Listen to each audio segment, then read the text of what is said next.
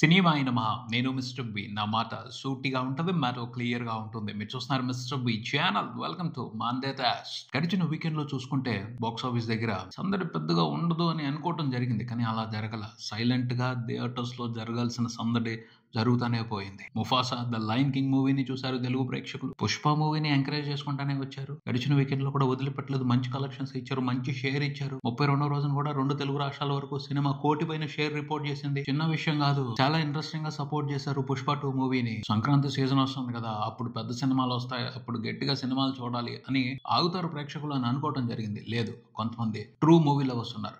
వాళ్ళు ప్రతి వారం వచ్చే కొత్త సినిమాని ఎంకరేజ్ చేయడానికి ఆసక్తి చూపెట్టారు. నచ్చిన సినిమాని గొప్పగా ఎంకరేజ్ చేశారు. Mufasa lion king Mahesh Babu మూలంగా క్రిస్మస్ అడ్వాంటేజ్ ని ఉపయోగించుకుంది. న్యూ ఇయర్ వరకు కూడా సినిమా మంచి కలెక్షన్స్ సాధించుకుంది. కాకపోతే ముఫాసా మూవీకి సంబంధించి తెలుగులో కంటే హిందీలో కంటే తమిళనాడులో బీభత్సం జరిగింది. తమిళనాడులో ఎక్స్పెక్ట్ చేయని కలెక్షన్స్ వచ్చాయి సినిమాకి. విడుదలై పార్ట్ 2 కంటే కూడా ముఫాసా మూవీ తమిళనాడులో ఎక్కువ కలెక్షన్స్ సాధించడం అందరినీ ఆశ్చర్యానికి గురి చేసింది. విడుదలై మూవీకి తమిళనాడు వరకు దాదాపు 44 కోట్ల వరకు గ్రాస్ వస్తే ముఫాసా మూవీకి 50 కోట్లకు పైన గ్రాస్ రిపోర్ట్ అయింది. ఇండియా మొత్తం మీదే ఒక ఏరియాలో సినిమా అంత పెద్ద నెంబర్ ని చూడటం తమిళనాడులోనే జరిగింది. ముఫాసా మూవీ ప్రపంచంలో మిగతా చోట్ల ఎలా పెర్ఫార్మ్ చేసినా తమిళనాడులో మాత్రం బ్లాక్ బాస్టర్, బీభత్సమైన బ్లాక్ బాస్టర్. విచిత్రంగా జరిగింది, గమ్మత్తైన బాక్స్ ఆఫీస్ రిజల్ట్ అది. మరి తమిళ ప్రేక్షకులకి ముఫాసా మరి ఎందుకు కనెక్ట్ అయ్యాడో, ఎలా కనెక్ట్ అయ్యాడో అద్భుతం జరిగింది. అక్కడ సూపర్ స్టార్ కూడా వాయిస్ ఓవర్ చెప్పలేదు. తెలుగులో మహేష్ బాబు లాగా, హిందీలో షారుఖ్ ఖాన్ లాగా సూపర్ స్టార్ చెప్పలా, అర్జున్ దాస్ చెప్పాడు. కాకపోతే అతని వాయిస్ ఇంట్రెస్టింగ్ గా ఉంటది. మన ఓజీలో వాయిస్ ఓవర్ ఇచ్చాడు కదా ట్రైలర్ లో అతను వాయిస్ లో ఏం మ్యాజిక్ ఉందో, దానికి ఎలా అట్రాక్ట్ అయ్యారో కానీ తమిళ ప్రేక్షకులు భారీ కలెక్షన్స్ ఇచ్చారు. ఇండియా మొత్తం మీద ముఫాసా మూవీకి అన్ని వెర్షన్స్ లో కలిపి రిపోర్ట్ అయిన గ్రాస్ 100 కోట్లు ఉంటే అందులో 50 కోట్లు తమిళనాడు నుంచి రావటం విచిత్రమే కదా. అది గడిచిన వీకెండ్ లో ఇండియన్ బాక్స్ ఆఫీస్ దగ్గర జరిగిన ఒక సైలెంట్ మిరాకిల్. ఇంకోటేమో ఓపెన్ గానే జరుగుతుంది. అందరికీ తెలిసిందే కదా, మార్కో మలయాళంలో మోత మోగించి వదిలిపెట్టేసింది. ఇయర్ ఎండ్ లో సాలిడ్ బాక్స్ ఆఫీస్ మోత అంతే.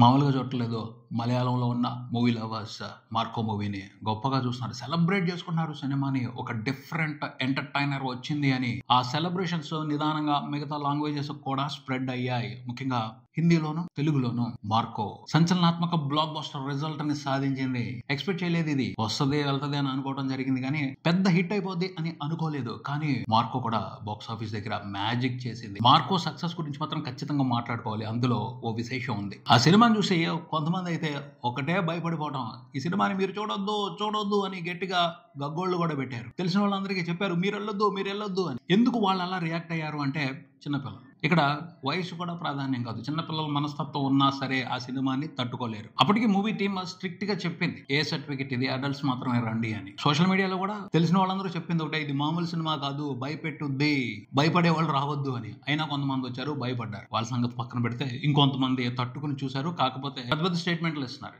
ఇలాంటి సినిమాలు అవసరమా, ఎందుకు తీశారు, ఎక్కడికి పోతుంది ఈ కల్చర్. ఇక్కడ ఒక విషయం గుర్తుపెట్టుకోవాలి, క్రియేటర్స్ కి వాళ్ళ ఫ్రీడమ్ ఉంటుంది, దానికి సంఖ్యలు వేయకూడదు, వాళ్ళ ఫ్రీడమ్ ని అడ్డుకోకూడదు. ఈ కంటెంట్ నచ్చిందా లేదా అది మాట్లాడాలి. నాకు నచ్చలేదు, ఎందుకు నచ్చలేదు, రీజన్ చెప్పు, వదిలే.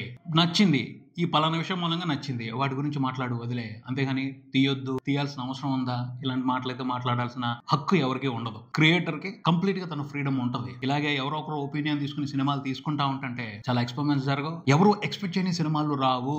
ఎందుకులే తీయటం అనుకుంటే, ఎందుకు అనవసరంగా జనాలు భయపడతారు అనుకుంటే, హాలీవుడ్ లో ఒక హారర్ క్లాసిక్ ఫిల్మ్ వచ్చి ఉండేది కాదు, ఈవిల్ డెడ్. ఆ ఈవిల్ డెడ్ గురించి ఎంత భయంకరంగా మాట్లాడుకునేవాళ్ళు. అయినప్పటికీ అది ఒక కల్ట్ క్లాసిక్ హారర్ సినిమాలకు సంబంధించి. ఆ సినిమా ఎందుకు తీయాలి, ఎందుకు తీశారు అని క్వశ్చన్ చేయడంలో లాభం లేదు. ఆ ఎంటర్టైన్మెంట్ ని ఎంజాయ్ చేసేవాళ్ళు ఆ ఎంటర్టైన్మెంట్ ని ఎంజాయ్ చేశారు, ఇంకా ఎంజాయ్ చేస్తున్నారు. అలాగే సా మూవీలో ఉన్నాయి, అందులో కూడా మనుషుల్ని టార్చర్ పెట్టడం ఎలాగో డిఫరెంట్ ఐడియాస్ ఇస్తారు. అంత మాత్రానికి ఆ సినిమాని ఏమన్నా బ్యాన్ చేశారా, లేదు కదా. అది ఒక డిఫరెంట్ ఎంటర్టైన్మెంట్, అది ఒక డైరెక్టర్ విజన్, ఒక క్రియేటర్ క్రియేటివిటీ. దాన్ని ఎంజాయ్ చేసేవాళ్ళు దాన్ని ఎంజాయ్ చేశారు. ఓహో, కొంతమంది ఇలాంటి మనుషులు ఉంటారు, వాళ్ళు ఇంత దరిద్రంగా ఉంటారు, ఇలా మనుషుల్ని టార్చర్ పెడతారు అని తెలుసుకున్నారు. ఇప్పుడు హాలీవుడ్ లో సా మూవీలు తీసిన డైరెక్టర్ పెద్ద బిజీ డైరెక్టర్. సా సినిమాలకి హారర్ సినిమాల హిస్టరీలో చాలా పెద్ద ప్లేస్ ఉంది, ఎవరు మర్చిపోలేని ప్లేస్ అది. కొత్తగా ఎక్స్పెరిమెంట్ చేసినప్పుడే అద్భుతాలు జరుగుతాయి. మనం ఎవరు ఊహించిన ఎంటర్టైన్మెంట్ వస్తుంది. అలాంటి ఎంటర్టైన్మెంట్ ని నచ్చితే ఎంజాయ్ చేయాలి, నచ్చకపోతే పక్కకు వెళ్ళిపోవాలి.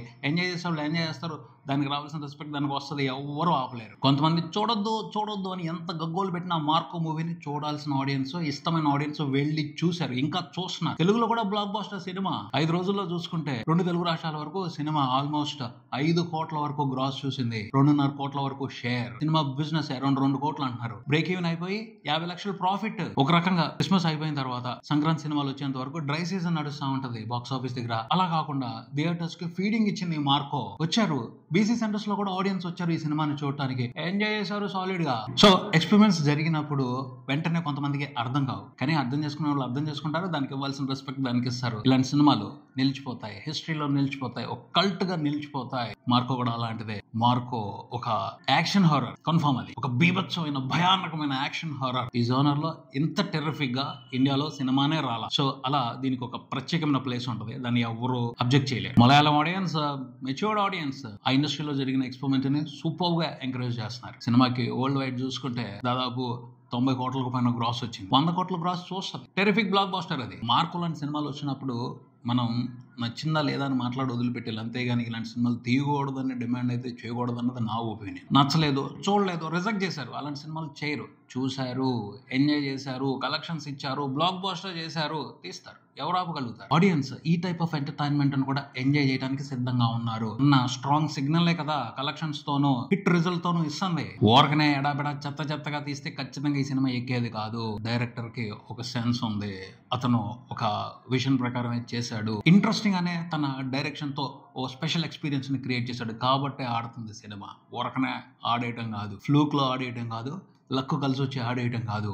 ఇది ఒక స్పెషల్ క్రియేటివిటీ. అతని క్రియేటివిటీకి మంచి రెస్పెక్ట్ దొరుకుతుంది. అంటే ఒక్కొక్కసారి ఎక్స్పెరిమెంట్ లో ఎక్స్ట్రీమ్ గా జరిగినప్పుడు అందులో ఉన్న ఎక్స్పీరియన్స్ ని ఆడియన్స్ అనూహ్యంగా రిసీవ్ చేసుకునే అవకాశం ఉంటుంది. అందుకు మార్కో మూవీ ఎగ్జాంపుల్ అని చెప్పాలి. జాన్ విక్ ఇన్స్పిరేషన్ తోనే కిచ్చా సుదీప్ నటించిన మ్యాక్స్ కూడా వచ్చింది. కాకపోతే max as per standards mass audience ని ఎంటర్టైన్ చేయడం కోసమే తీయబడిన సినిమా. దాన్ని టార్గెట్ ఆడియన్స్ మాత్రమే ఎంజాయ్ చేశారు. కిచ్చా సుదీప్ తెలిసిన వాళ్ళు మాత్రమే ఎంజాయ్ చేశారు. బట్ బియాండ్ భాషలు దాటేసి ఆ సినిమాని ఎంజాయ్ చేయడానికి ఆడియన్స్ రాలా. తెలుగులో కూడా ఓకే రెస్పాన్స్, మంచి సినిమానే అది, అందులో అనుమానమే లేదు. కాకపోతే రెగ్యులర్ గా ఉంటుంది. ఆ సినిమా కోసం ఎందుకని ఇలా జనం రాలేదు, అంతకు మించి ఎక్స్పీరియన్స్ ని ఎక్స్పెక్ట్ చేస్తున్నారు. అది మార్కోలో ఉంది, స్పెషల్ గా ఉంది, డిఫరెంట్ గా ఉంది, ఇంతకు ముందు చూడనట్టుగా ఉంది. దాన్ని ఎంజాయ్ చేయడం కోసం వస్తారు. ఈ సినిమాల సంగతి అలా ఉంటే పుష్ప 2 గొప్ప చారిత్రాత్మక విజయాన్ని సాధించింది. ప్రపంచవ్యాప్తంగా సినిమా అన్ని వెర్షన్స్ లో కలిపి 1830 కోట్లకు పైన గ్రాస్ చూసింది. బాహుబలి రికార్డు బ్రేక్ అయిపోయింది. కొత్త హిస్టరీ అది. తెలుగు సినిమా గర్వపడాల్సిన మ్యాటర్ అది. Telugu cinema Pushpa movie team, Allu Arjun fans celebrate చేసుకోవాల్సిన మూమెంట్ ఇది. కానీ ఏం జరిగింది? మూవీ టీమ్ జస్ట్ ఒక పోస్టర్ ని బయటకు వదిలిపెట్టేసి ఇదే సెలబ్రేషన్ అన్నట్టు కామ్ అయిపోయింది. యాక్చువల్ గా అయితే ఈ ఫీట్ కంప్లీట్ అయిపోయిన తర్వాత ఈ మాదిరి రచ్చ జరగాలి. పెట్టండి డీజేలు, కొట్టండి జేజేలు, పెట్టండి కటౌట్లు, కొట్టండి చప్పట్లు, చల్లండి పూలు, వేయండి హీలలు. కానీ అందరూ కామ్ గా ఉన్నారు, సైలెంట్ గా ఉన్నారు. కారణం ఏంటో అందరికీ తెలుసు. ఒక దురదృష్టకరమైన సంఘటన జరిగింది. అనుకోకుండా జరిగిన సంఘటన ఖచ్చితంగా ఒక విచిత్రమైన ఎక్స్పీరియన్స్ నే అల్లు అర్జున్ కి మిగిల్చింది అని చెప్పొచ్చు. ఒక పక్కనేమో హిస్టారికల్ రికార్డులు పడుతున్నాయి, అనూహ్యమైన విజయం కనబడుతుంది. కానీ ఆ విజయాన్ని ఎంజాయ్ చేయలేని పరిస్థితి, సెలబ్రేట్ చేసుకోలేని పరిస్థితి. అందుకు కారణం ఎవరు? పరిస్థితులే కాదు, కొంత నెగ్లిజెన్సీ కూడా. ఎవరు నెగ్లిజెన్సీ? అల్లు అర్జున్ టీం, అల్లు అర్జున్ కూడా. అదే ఆ సంఘటన జరగకుండా ఉన్నట్టయితే ఆకాశాన్ని అంటేవి సంబరాలు. ఇది కూడా ఒక రకంగా కొత్త రకమైన అనుభూతి. అతి కొద్ది మందికి మాత్రమే ఇలాంటి ఎక్స్పీరియన్స్ దొరుకుతూ ఉంటుంది. ఎంతో కష్టపడి సినిమా తీసిన తర్వాత ఓ మంచి రిజల్ట్ తీసుకుంటున్నప్పుడు దాన్ని సెలబ్రేట్ చేసుకోవాలని అందరూ అనుకుంటారు. కానీ ఆ సెలబ్రేషన్స్ కంట్రోల్లో పెట్టుకోవాల్సిన పరిస్థితి, చేసుకోకూడని పరిస్థితి, కామ్ గా ఉండాల్సిన పరిస్థితి. అదొక రకంగా బాధ, చెప్పలేని బాధ. కానీ ఏం చేయడానికి లేదు.